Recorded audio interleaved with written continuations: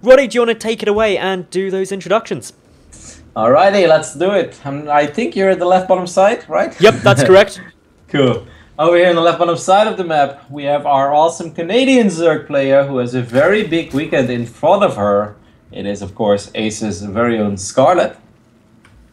And the weekend I'm referring to is, of course, the WCS America Finals that are coming up. I hope all of you will be tuning in on Saturday and Sunday. Scarlett, her first match will be against Hart. But for now, she's going to go up against one of the absolute strongest European Zergs we have. Perhaps the strongest, as him and Vortex have been in a close battle for that title. It is, of course, Liquid's very own Snute. Snute. I love Jens. I look forward to seeing Jens again. I'm pretty sure he's going to be at the Home Story Cup, as he has such a successful track record in Take's apartment. They should just rename it to the Snute Cup. If it wasn't for this weird guy called Tasia, I think Snute would have had like 3 championships by now. Well, Snute, of course, is taking a bit of a break at the moment. This is his last big thing. I think he is. I'm not entirely sure if he's going to Home Story Cup because he, of course, put up that blog a little while ago. I can't imagine a Home Story Cup without Snute. No. It just doesn't feel right to me, Medals. Also, I personally don't think that like a Home Story Cup is a stressful event for Snute. It's a lot more chilled. It's not like he's going there with all the pressure on him. And I saw him at DreamHack Stockholm a couple of weeks or last week, and he wasn't the calmest person before going in there. He was nice and chill, but you could just tell under the surface that he was a little bit apprehensive about it. Obviously, the pressure of potentially BlizzCon and stuff like that. So I think it's going to do him a lot of good having a little bit of downtime. But yeah, Scarlett, she's still got a lot of pressure on her. What do you reckon it's going to be like in NA? I think she has a very, very tough match in front of her. I mean, Hart is an absolute god when it comes to Terran versus Zerg, so it's a very tough draw for Scarlett, but she has surprised us so many times in the past, and I know that she can do it. I think it's a huge weekend. I also think it's, you know, Scarlett definitely didn't have a poor year, but it's also not been the super successful year that perhaps some people expected after the strong 2013 that she had.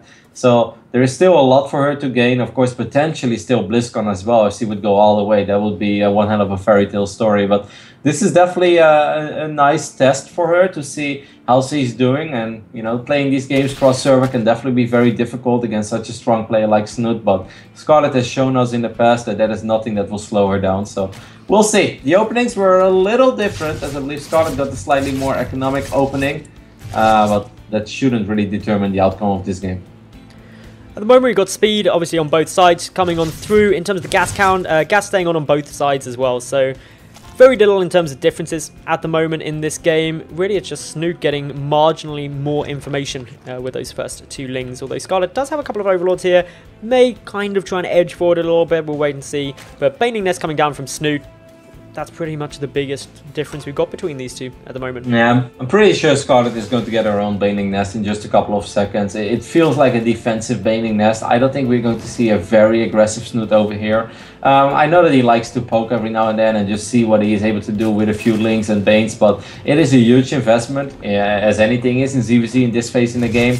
And if you don't want to go all out, it's better to just not start with it immediately and just save your money and gas for the roaches, which we all know that Snute loves and adores. Now, there was a little scout there from Scarlett, able to see the Baneling Nest come down. Doesn't know whether it's defensive or aggressive yet, so just throws down a spine in case. Note there's no Baneling Nest from Scarlett though. Actually investing quite a few Lings here. I am surprised because that is risky. That is a little risky. That's playing with fire regardless in ZvZ. Snute is making 16 Zerglings now. Are you still here, by the way? Because my Skype is changing. Yep, I'm still here. It should all be fine. It's just a random Skype advertisement. Anyway, I was worried that I was cutting off. Anyways, there are 12 Lings on the way for Snute. Scarlett, of course, made her 10 or so Zerglings. She's gonna put on some fake pressure. I like this kind of stuff. It's like, hey, you know, I'm keeping you at bay. You should worry about stuff I'm doing. But actually, Scarlett is the one that is worrying, and she's very well aware of that. Her Roach one is going down though. If she's able to cancel this hatchery, that would be a great pickup. But I think Snute is able to save it. No, he's not. Okay, that is a nice little pickup for Scarlett, not bad at all. In terms of overall losses, 12 Lings went down. Scarlett hasn't started her own third yet, so it was a lot of Lings to lose to prevent that third. It'll be interesting to see what she does from here. Is going to have that complete wall off with those 2 additional evolution, the Roach one and Evolution Chamber coming down on the Queens there. But there's a lot of lings here for Snute. Shouldn't be able to punch through though. Just pulls away. A few more banelings morphing. This definitely shaped up quite okay for Scarlett, and yeah, I don't really understand these paints, because like I said before, either you go all out or you just don't do it at all. If you take a look at the income tab, I'm not sure if your overlay always shows that, but it's 46 drones for Scarlett against the 36 of Snute. Now it's 40 for Snute, but C has been outmining Snute for quite a bit. These banelings are actually going to boss in, and that's actually a reasonable boss there, as the Spinecrawler will fall immediately, but the Queens and the few Roaches should still be enough. As long as Scarlett, the Roaches are not in hold position on the ramp. So this is all frustrating. This is definitely going to slow her down a little bit. But I still think it's definitely stuff he can bounce back from, as long as he doesn't lose too many drones over here. Couple more drones getting picked off. Snute is now up in the drone count. He had a big wave of drones coming down behind this. He was also able to pick off 2 of the Queens. So Scarlett is missing an inject until that's completed. The other nice thing for Snute is his third's finished as Scarlett starts. So economically, while Scarlett did have a period of time she was ahead, if Snute's able to rebuff this Roach move out from Scarlett now, I think economically, long term, he's fine. Yeah, no, I definitely have to correct myself. I was questioning those 3 additional banelings, but that definitely made the difference. He was able to just bust through immediately. I do think this would have been slightly better for Scarlett if she had Roaches on hold position at the ramp. She's going to try to counterattack, but Snute has been producing Roaches all along. So I actually think Scarlett has to be very careful here. She's going to sacrifice her Roaches for the greater good. And the greater good in this case is a handful of drones. I'm not sure if that was completely worth it, losing... Okay, she's had a few more Roaches streaming across the map, actually. Now it might still work out for her. It's already a very entertaining close ZvZ between these 2 excellent players. Snute's losing quite a few drones here. Scarlett just going out for the workers as it stands, knowing that Snute will have the defender's advantage. 8 drones killed. Nice little pick-off, means that Snute is down in the worker count, but remember, he's still got that 3rd base up, whereas Scarlett's isn't yet finished, so he's going to be able to quickly remake those. In terms of the Roach numbers as well, it's 18-8 in Snute's favour at the moment. Both are tied in upgrades, although Scarlett does have the +1 carapace coming through, although that's... +1 carapace isn't hugely influential in Roach-on-Roach fights. No, but by the time that it will be like 2-2 Roaches against 2-0, then it would make a massive difference if that would ever happen. So of course, you know, the fact that Scarlett is working off double evolution chamber and Snute was working off a single one for the longest time. His 2nd one just finished up, so he can start his own carapace now. That is pretty important to mention, so I'm glad that you brought it up. Overall, it's still very close. I mean, look at the supply, 109 against 110, worker-wise, 61 against 54. But that difference, 61-54, is not as huge as the difference between, let's say, you know, 39 or 32. This is something that, if both players max out, it could even be in the favor of Scarlett, especially because she should have that armor upgrade a little bit quicker than her opponent. So, cool stuff. Kind of what we expected, I think, right? You know, 2 of the best foreign Zergs going up against each other. Nice use of Contaminate as well. Still an underused ability, if you ask me. It's definitely underused, and I think seeing these top-tier Zergs go for those odd little Contaminates, it starts actually adding up quite a lot. Did hit on the Carapace upgrade, and this is really allowing Scarlett to get a bigger window where she's going to be at 2-2 compared to Snute being at 2-0, which will start making a big difference, especially now we've got the Hydra Den coming through from Scarlett. And this is something that I was kind of waiting for, looking for, is what kind of tech transition we were going for. Snute isn't looking to transition though. He's just pumping out as many Roaches as Zergly possible and is wanting to just push out maxed.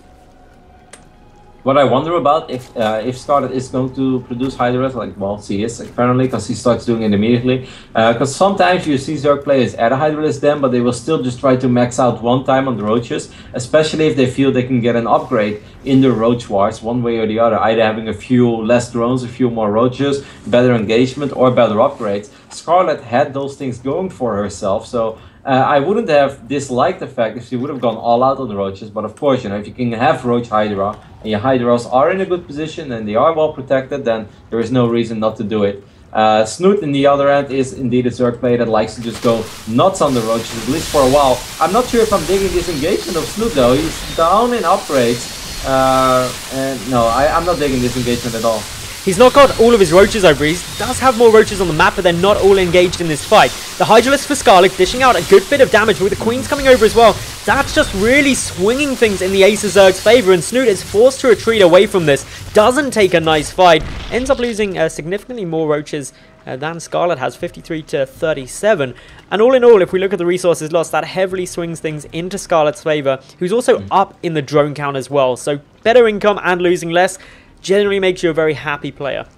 Yep, that was an excellent hold there for Scarlett. Snute trying to hit a minor window where, because of course it's always a little easier to max out on roaches than when you go for roach hydras. Hydras are more expensive and stuff, but Scarlett had enough there. She had excellent position on top of the ramps. She brought over the queens as well, like you mentioned, very important. A couple of transfuses really make the difference, can neglect a lot of damage or completely nullify a lot of damage from a bunch of roaches. Still, attacking with hydras is always a little tricky, because that means that in most of the time they will be a little bit more exposed, especially if your opponent is maxing out on roaches, or, as we see right now, is also adding in bailing speed. Perhaps another big engagement over here in the middle of the map.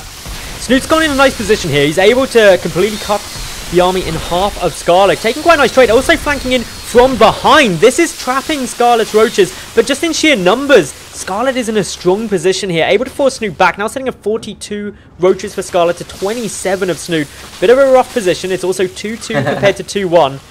And really funny army movement over here. It's like ring around the rosy, as both armies were just circling in circles. But Scarlett with a massive army supply advantage, like you said, and above all, she has that forward base going down in the right bottom side of the map. She still has her upgraded advantage as well. That +2 armor really helped out quite a bit. A couple of her roaches are not fighting now at the left bottom side of this stream, but I still think this is going to be okay for her. She just has more. It's a numbers game and it's in her favor. She's pushing through really nicely here. Snute is tumbling an army supply, knows he's not going to be able to level that out, and GG's game number 1 goes to Scarlett.